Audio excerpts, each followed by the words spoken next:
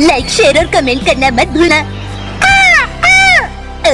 अगर आपने सब्सक्राइब नहीं किया तो काला कौवा काटेगा। ट्रेड चलेगी या नहीं चलेगी, दूसरा लोगों की पेमेंट आएगी या नहीं आएगी, और सबसे तीसरा मेन इम्पोर्टेंट ये है कि अभिनव मित्तल जी को बेल क्यों नहीं मिल रही है। एक इसका रीजन भी मैं आपको इसमें क्लियर करूंगा। ये आपके बड़े 3 रीजन मैं इस वीडियो में आपके पूरे करूंगा।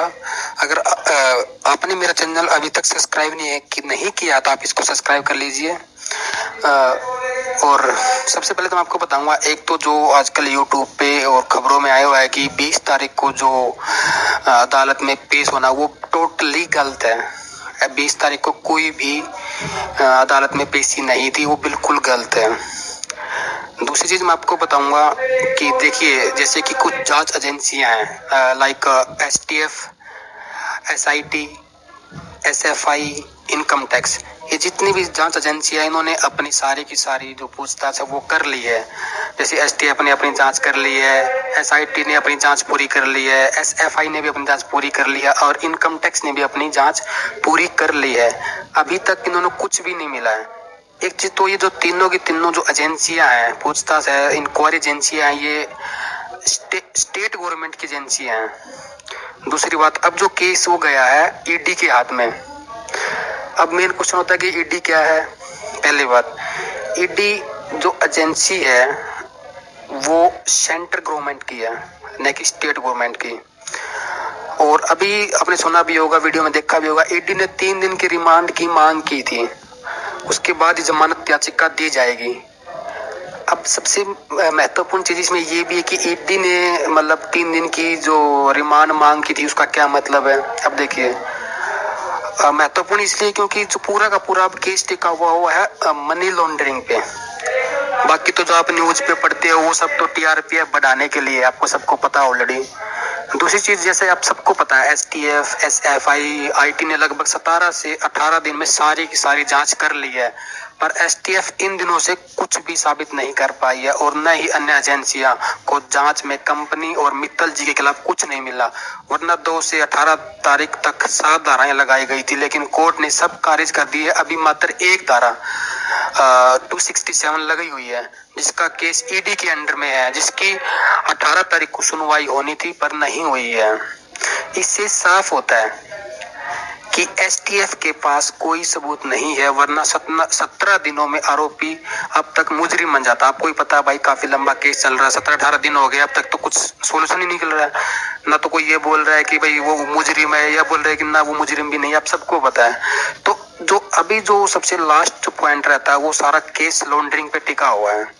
अब इस सुनवाई में ED ने कोर्ट के सामने अपना पक्ष रखा है और बताया कि STF ने हमारी जांच में सहयोग नहीं किया और कोई दस्तावेज भी उपलब्ध नहीं कराए गए हैं, हमें स्टार्टिंग से जांच करनी है। तो उसने थोड़ा सा टाइम मांगा कि भाई हम थोड़ा सा स्टार्टिंग से इस केस को हैंडल करेंगे, जिसके लिए हमें आरोपियों को रिमांड पर लेना होगा। साथ ही कहा गया कि यदि आरोपियों को बेल मिल जाती है तो वो सबूतों के साथ छेड़छाड़ी कर सकते हैं, जिससे हमारी जांच में असर होगा। मैं एक बार और रिपीट कर रहा हूँ, ED जो एक ऑर्गेनाइजेशन है सेंटर की, वो ये कह रही है कि हमें जो आरोपी है उसको रिमांड पर लेंगे और उसको हम बेल नहीं देंगे, क्योंकि वो बेल अगर उनको मिल जाती है तो वो अपने सबूतों के साथ छेड़खानी कर सकते हैं। इसी वजह से कोर्ट ने इस दलील की वजह से, जो ED ने जो दलील रखी, इसकी वजह से 14 दिन की न्यायिक हिरासत में भेज दिया गया और 3 दिन तक ED को जेल में जाकर सिर्फ पूछताछ का निर्देश दिया है, न कि उनको रिमांड पर लिया गया। ये जो आप सुन रहे हैं रिमांड पे ले जाया गया है, ऐसा कुछ नहीं है।